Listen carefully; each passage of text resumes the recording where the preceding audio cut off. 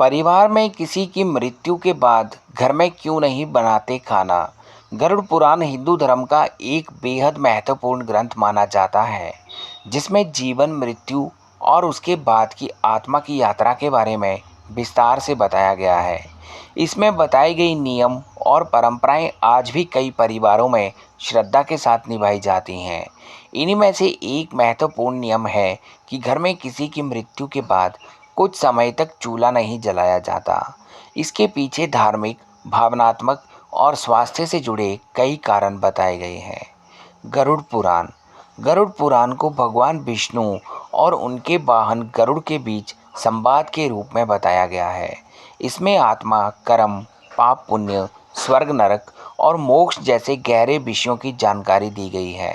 मान्यता है कि मृत्यु के बाद इस ग्रंथ का पाठ करने से आत्मा को शांति मिलती है और परिवार को जीवन के सत्य को समझने का अवसर मिलता है। मृत्यु के बाद चूल्हा न जलाने का कारण। गरुड़ पुराण के अनुसार किसी व्यक्ति की मृत्यु के बाद घर में तुरंत सामान्य जीवन शुरू नहीं किया जाता। ऐसा इसलिए किया जाता है ताकि परिवार को शोक मनाने का पूरा समय मिल सके। मान्यता है कि इस दौरान आत्मा अपने घर के आसपास रहती है। ऐसे में घर में चूल्हा जलाना और रोज़मर्रा के काम शुरू करना आत्मा की शांति में बाधा माना जाता है।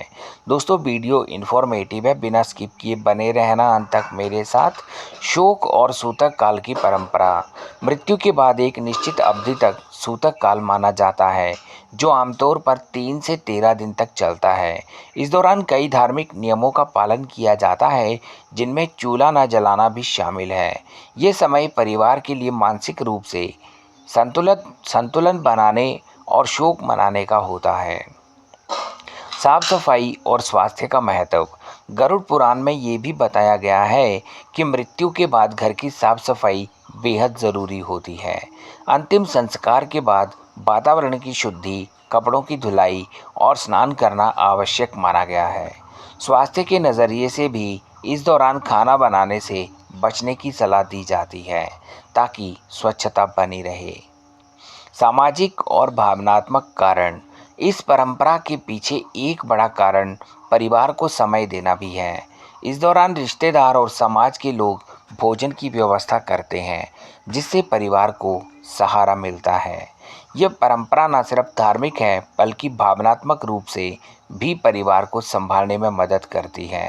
दोस्तों, उम्मीद करता हूँ दी गई जानकारी आपको पसंद आएगी। मिलता हूँ एक और नए वीडियो के साथ, तब तक के लिए सभी दोस्तों को जय माता दी।